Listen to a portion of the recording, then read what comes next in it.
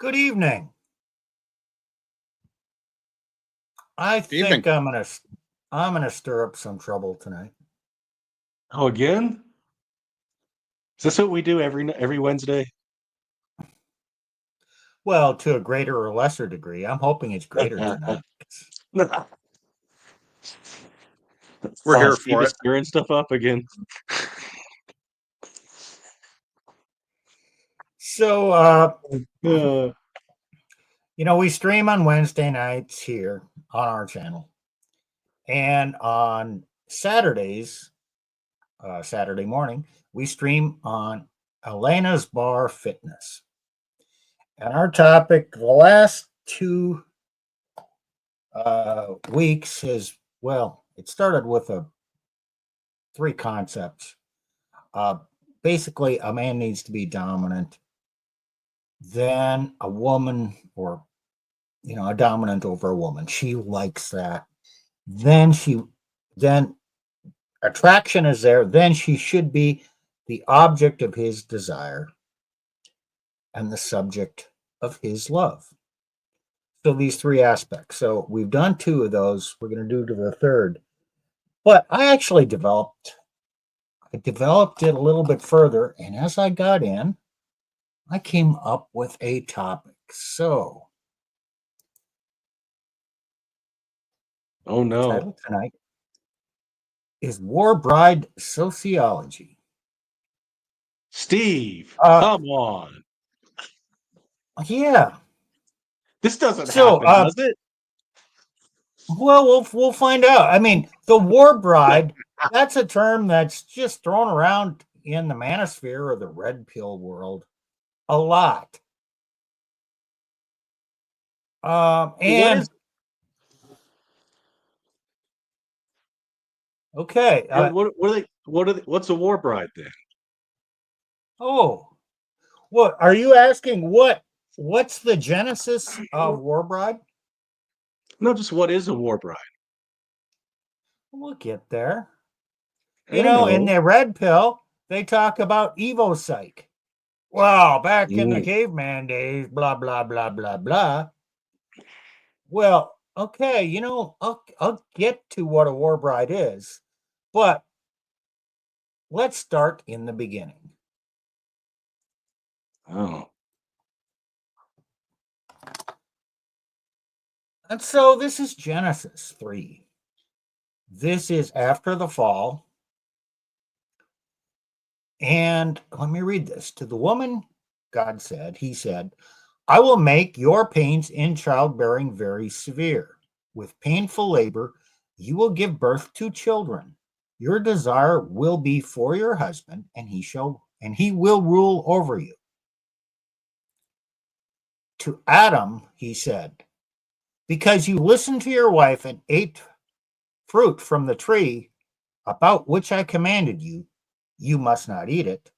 Cursed is the ground because of you. Through painful toil, you will eat food from it all the days of your life. It will produce thorns and thistles for you, and you will eat the plants of the field. By the sweat of your brow, you will eat your food until you return to the ground, since from it you were taken. For dust you are, and dust you will return. Adam named his wife Eve because she would become the mother of all living. Now, let me point out some things for you. First of all, God had a lot more words for Adam than he did for the woman. In some ways, his penalty is greater than hers. Oh, Steve. No, you can never tell women that there is any pain greater than childbirth. You're just going to get us taken off YouTube right now, aren't you? Okay, but that's for a day. But man is going to be in painful toil all the days of his life. Maybe intensity, okay, whatever. But in duration, I think the man's got it worse. But okay, whatever. That's debatable. And he has to deal with that desire to be for her husband and he having to rule over her. Right. And that commandment was to the woman. Mm-hmm. Tell man to rule over her. He told the woman he will rule over you. So it's really a command to her, not for him, because you know what? Earlier, Adam was created with dominion, Right. was created to be a helpmeet. Okay, so how do we know that Adam maintained his dominion? Oh, look at verse 20. Yep. He's naming again. Adam named all the animals because he had dominion. Adam named his wife. So in verse 16, she's just the woman. She doesn't get her name until Adam gives her her name. So he's showing his authority. Right. But now he has to deal with the rebellious nature of woman. Now, before is more harmonious, right? Before the fall. Now he has to deal with that rebellious character. So does God love us? Yeah. Okay, but he brought pain to the woman and pain to the man. Oh, I thought bringing pain, causing hurt, is a bad thing. Okay, I'm just pointing that out here. Abuse. Did God abuse mankind here? No. Okay, well, there was a penalty, there was pain involved. Okay, it is what it is. So pain in itself is not a bad thing because God has authority. And authority means imparting justice. Was what God said, was it just? Oh yeah. But if this was a modern female, but that's abusive. Okay, yeah, well, let's keep that thought because we will get into it. There's a consequence, so it's therefore it's got to be abuse, right? So I'm saying the Warbride Yeah. sociology is captured here. I'm Right. not calling it psychology. I'm calling it sociology because it applies to all people, all mankind. So now here's 4 pages that I'm going to go to. So let's see. Add to stage. Oop.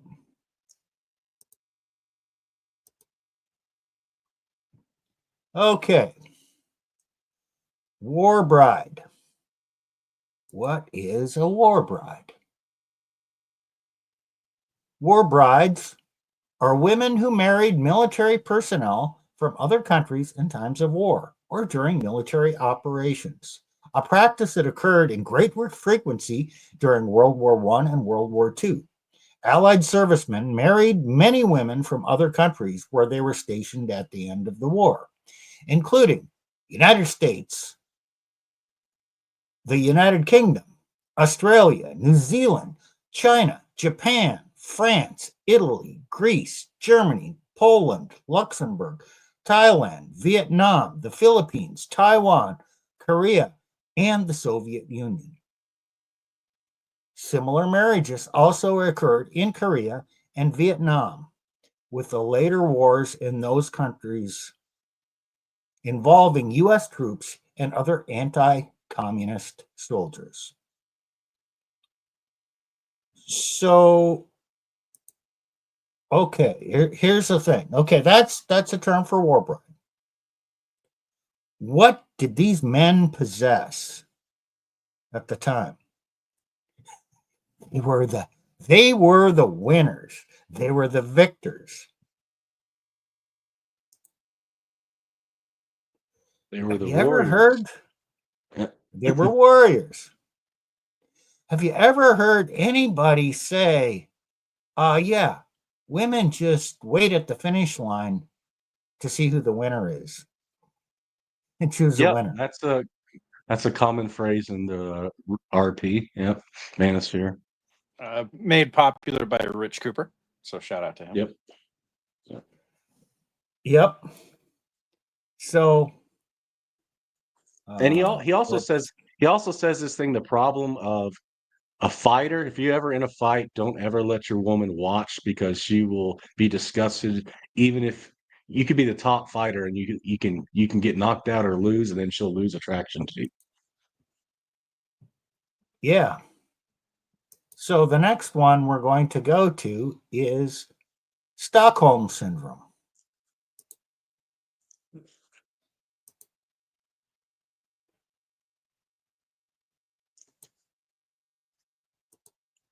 Oops. Oh, I got to remove. Okay, now I can add. Okay, Stockholm Syndrome is a proposed condition or theory that tries to explain why hostages sometimes develop a psychological bond with their captors. Emotional bonds can possibly be formed between captors and captives during intimate time together, but these are considered irrational by some in light of the danger or risk endured by the victims. Stockholm Syndrome has never been included in the DSM, the standard tool for diagnosis of psychiatric illnesses and disorders in the United States, mainly due to the lack of a consistent body of academic research and doubts about the legitimacy of the condition.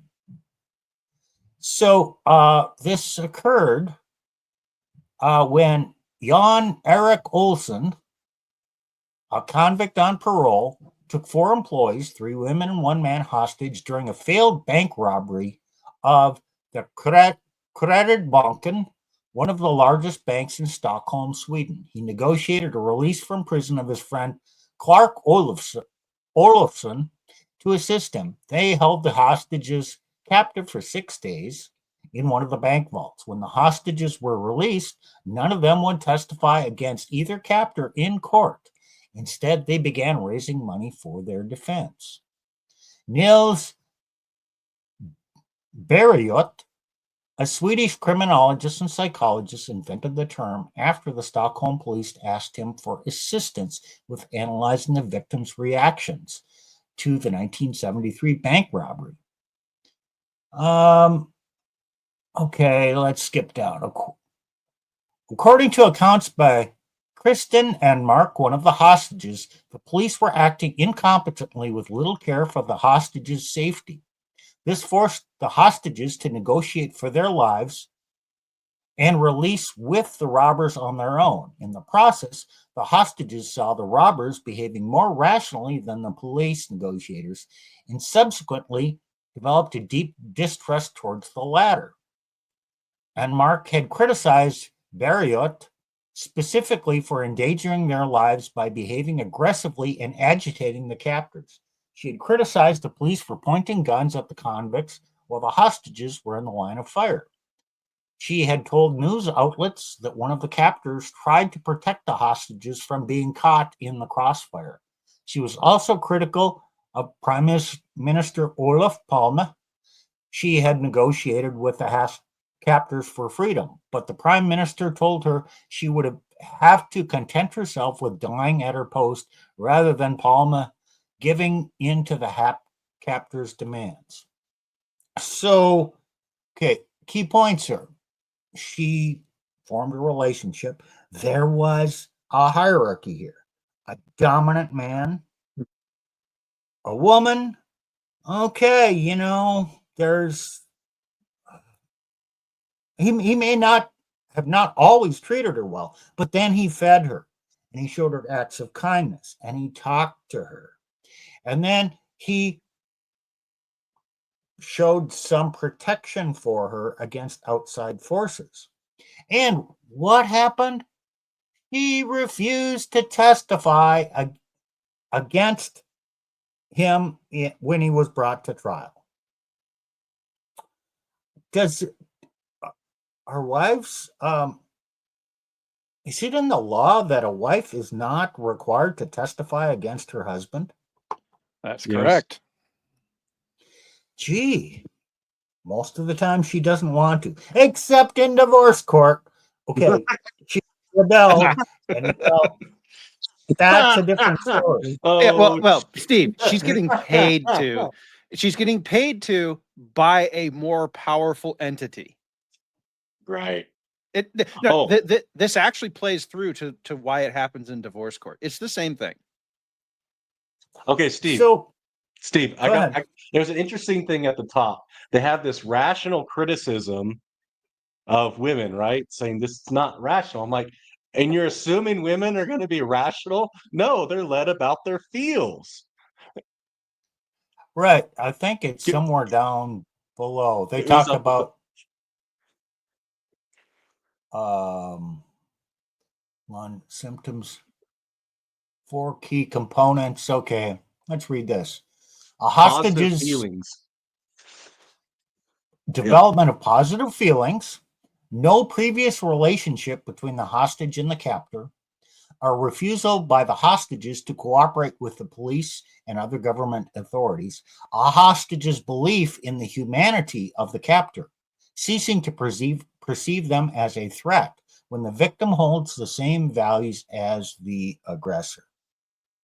You see the same So, thing in the women that are, excessive force, or you would say are used against the woman partner in a relationship. A lot of times they still fanatically cling to the man.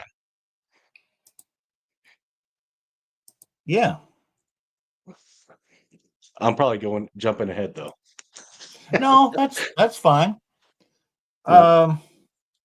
Okay, so we're going to look at traumatic bonding.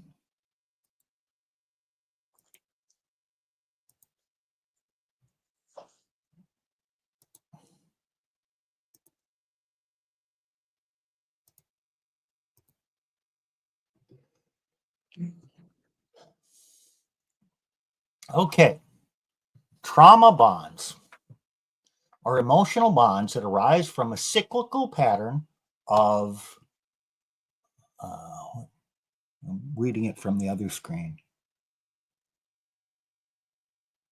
of abuse. Oh, yeah, that word. A trauma bond occurs in an abusive relationship wherein the victim forms an emotional bond with the perpetrator. This concept was developed by psychologists Donald Dutton and Susan Painter. The two main factors that contribute to the establishment of a trauma bond are a power imbalance and intermittent reward and punishment. Trauma bond can occur within romantic relationships, platonic friendships, parent-child relationships, incestuous relationships, cults, hostage situations, sex trafficking, especially that of minors, hazing, or tours of duty among military personnel. Trauma bonds are based on terror, dominance, and unpredictability. As a trauma bond between an abuser and a victim strengthens, it can lead to cyclical patterns of conflicting emotions. Frequently, victims in trauma bonds do not have agency, autonomy, or an individual sense of self. Their self-image is an internalization of the abuser's conceptualization of them. Trauma bonds can have severe detrimental effects on the victim. Some long-term impacts of trauma bonding include remaining in abusive relationships, adverse mental health outcomes like low self-esteem and negative self-image, an increased likelihood of depression and bipolar disorder, and perpetuating a general cycle of abuse. Victims who develop trauma bonds are often unable or unwilling to leave these relationships. Many abuse victims who experience trauma bonding return to the abusive relationship. So, oh, yeah. Okay, let's read the establishment. Trauma bonds are formed in abused abuser or victim victimizer dynamics. A victim can form a trauma bond with an abuser in the presence of a perceived threat from the abuser. Trauma bonds also form when the victim believes the abuser will follow through with a threat.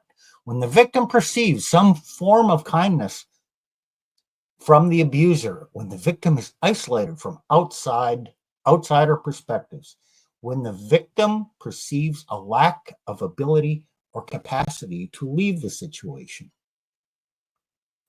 Gee, what do you think about this?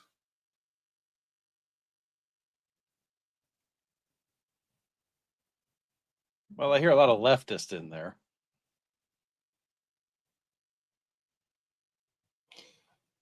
I forget. I was going to read one paragraph differently, but I don't remember which one it is now. Here's the negative self-appraisal can maximize the emotional dependency on the abuser and the cyclical nature of this dependency. Now, let me point something out here. There's a power imbalance. Okay, I'll just read this one, and let me change some of the words. Marriage bonds are formed in a husband and wife dynamic. A wife can form a bond with a husband in the presence of a perceived difference in power and authority.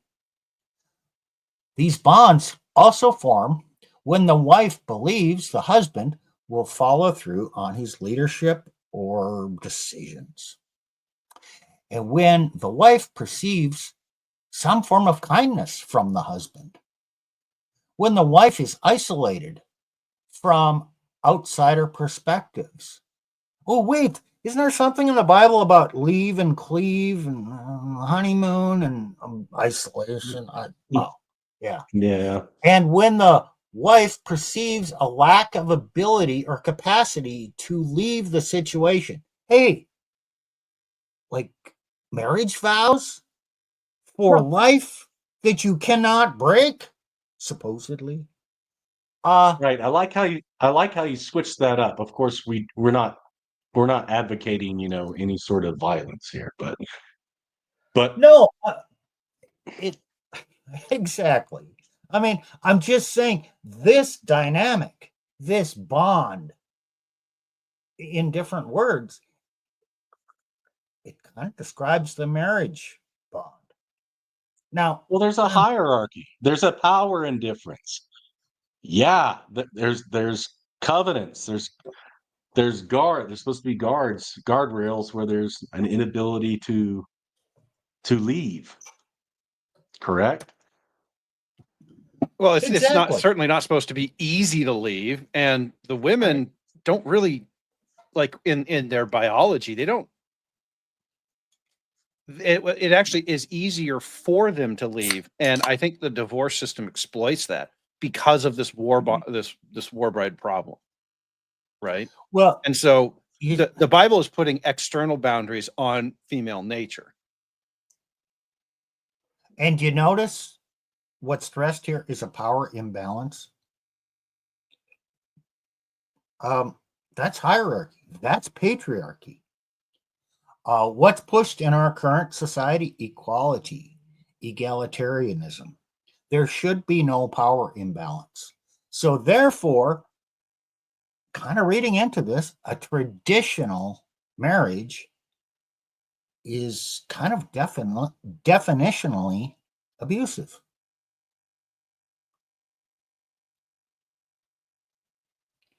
Oh, let me read this part, and then I want Plutarch to comment on it. Intermittent reinforcement of rewards and punishments is crucial to establishing and maintaining a trauma bond. In trauma bonding, the abuser intermittently maltreats the victim through physical, verbal, emotional, and psychological abuse. This maltreatment is interspersed with positive behaviors like expressing affection and care, showing kindness, giving the victim gifts, and promising not to repeat the abuse. Alternating and sporadic periods of good and bad treatment serve to reinforce the victim intermittently. Okay. I have lots of thoughts on that. The first is this could be easily mistaken for how to raise children. What do we do with children? There's positive reinforcement and there's negative reinforcement, right? Do this bad thing, you get punished. Do this good thing, you get a bonus of depending on the age of the kid, it'll be different, right? Okay, that's one aspect of it. The other aspect I see here is that this, I think, gets massively overplayed. It's like if a man is disciplining you as if you're a child, your first response is not like this trauma bonding thing doesn't just start at the age of 18, right? It's not, oh, you're a kid, we can do these things to you. Oh, you turned 18, all of a sudden you can't do this anymore. No, that's not okay. So the reality is that this is how you build discipline. And I think this is just getting overused in society today to, I don't know, get out of consequences, most likely. So what happens if you praise a child every day and say oh, you're such a good girl, such a good boy. And when they do something wrong, you swoop in to fix the problem. Don't hold them accountable. Excuse their behavior. Oh, you just had a bad day. It's really not your fault. What happens to that child? Spare the rod, spoil the child. Yeah. Spoiled, useless, worthless would actually be a great word to describe them. They're valueless. Now, this doesn't apply to wives, does it? You should actually praise your wife every day, right? Yeah. No.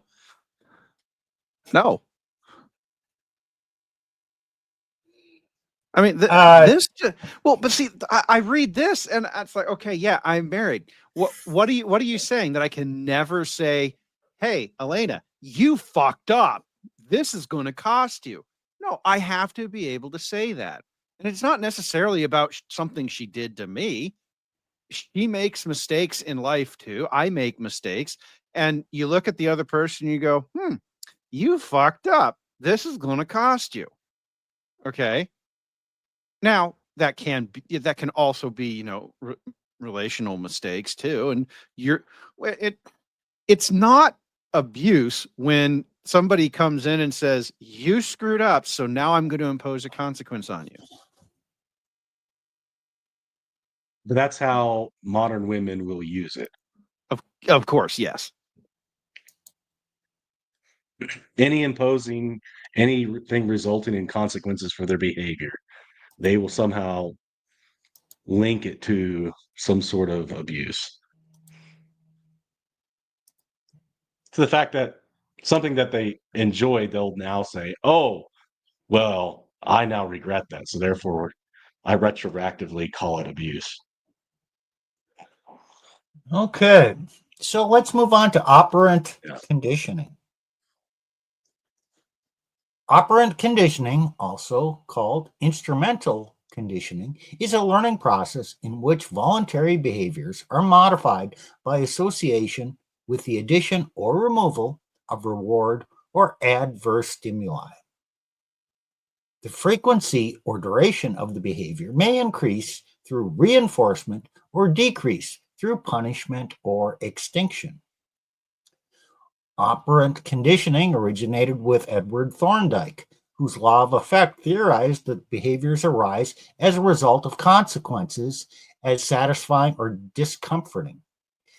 In the 20th century, operant conditioning was studied by behavioral psychologists who believed that much of mind and behavior is explained through environmental conditioning.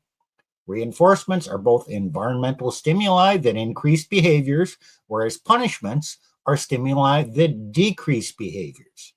Both kinds of stimuli can be further categorized into positive and negative stimuli, which respectively involve the addition or removal of environmental stimuli.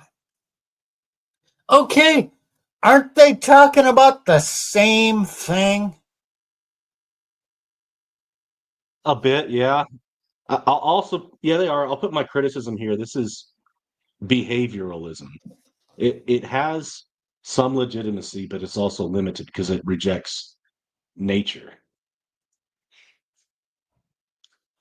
It assumes like you can just condition somebody to whatever you want them to be without addressing their fundamental nature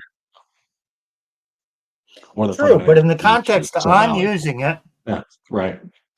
the person applying the behavior modification would be the person in authority, Right. the hierarchy. Hmm.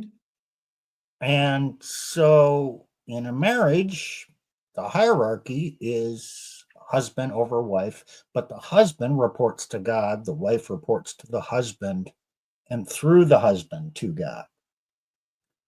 Right. So the husband is not a tyrant.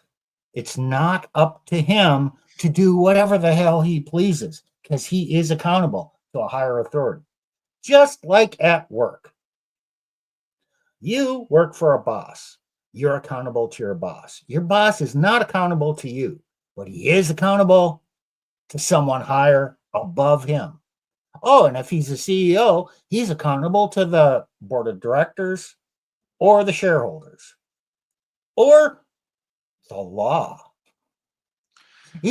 There are rules that he has to follow, but no, he's not accountable to you, except in the more general sense, as you're both humans and we're all expected to have a certain level of decency and conduct. Yeah, don't. Well, it's noblesse oblige. Don't be a dick to the people working for you, because they'll leave, they'll sabotage your company. Like, and it makes sense. So, yeah, just don't be a dick to the people underneath you. And look, that rule applies to women too. You don't have to be a flaming asshole to women to keep them in line. You don't. I do it every day without being a flaming asshole most days. Occasionally, she pushes me to have to be a flaming asshole. I'm not afraid of it, but she brings it on herself. And it's a pretty rare thing now because she understands roughly where the line is. Okay, so they're putting this in psychological conditioning. Reinforcement increases a certain kind of behavior. Punishment decreases the behavior, or negative reinforcement. Call it whatever you want. And so you're guiding. This creates discipline.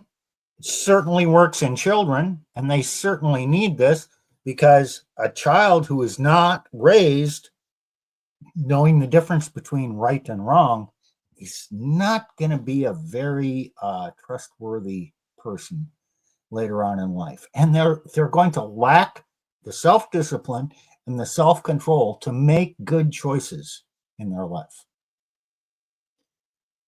So, oh, wait, B.F. Skinner. Yeah, he did this too. He was one of these behavioral psychologists. So, without endorsing this, I'm just saying, hey, we're seeing similar themes here. A dominance or authority, pain and pleasure, or punishment and reward. Oh, wait, back to the Warbride. Was there a dominance there? Yeah. Yeah, the warrior, the winner. And that hierarchy made these women come to the man. And you know what? He's a scary man because you know what? If he was a warrior, he probably killed people. But women don't like men who kill others, do they, Nick? Oh, hybristophilia? Is that where we're going? Oh, Well, what's that's an that? aspect of that. What? That's like where all these women want to have sexual relations with these serial killers or these people that take somebody out, you know. It's kind of this Well, dark somehow fetish. Yeah. they are attracted to these violent men. Yeah. Okay, they're attracted to a man capable of violence. And then if that man is nice to them, they form a bond.